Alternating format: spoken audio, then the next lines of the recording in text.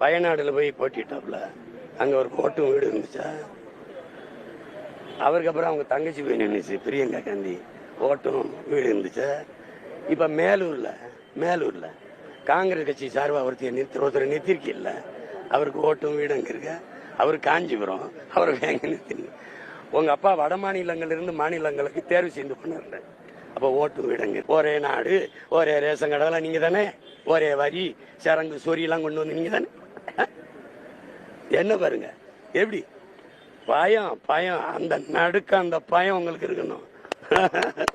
இது வரைக்கும் நாய் நரி பூனை பார்த்திருப்பிய. முதல்ல களத்துல ஒரு புலிய பாக்குறீங்கல்ல. அங்க வந்து நான் எடுத்து வைக்கிற கேள்விகளுக்கு பதில் சொல்லணும். புரியுதா?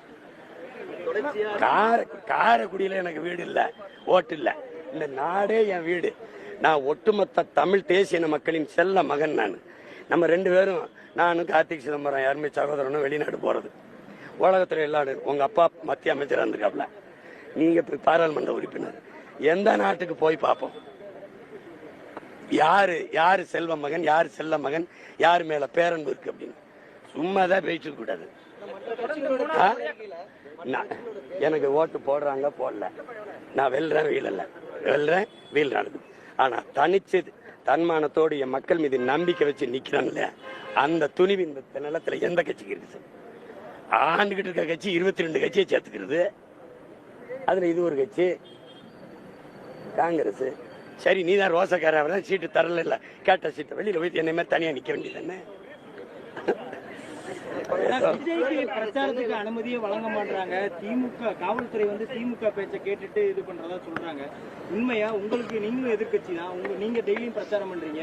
சென்னையில பண்ணா ஒரு 2 நாள் பிரச்சாரமே பண்றது இல்லை. நெருக்கடி தராங்கன்னு சொல்லி தாவேகா சொல்றாங்க. அப்படிலாம் ஒரு தேர்தல் ஆணைய பொறுப்புல தான் இது இருக்கு. தேர்தல் ஆணையம் குறிப்பிட்ட ஒரு கட்சிக்கு மட்டும் நெருக்கடி கொடுக்க வேண்டிய தேவை என்ன? அது தேவையில்லை. அது எப்படி தேவை இருக்கு? நெருக்கடியை எதிர்த்து நெருக்கடியை தாண்டி களத்துல போராடி வெல்லணும். அவன் தான் வீரன். நான் சந்திக்காத நெருக்கடிகளா சொல்லுங்க. 2000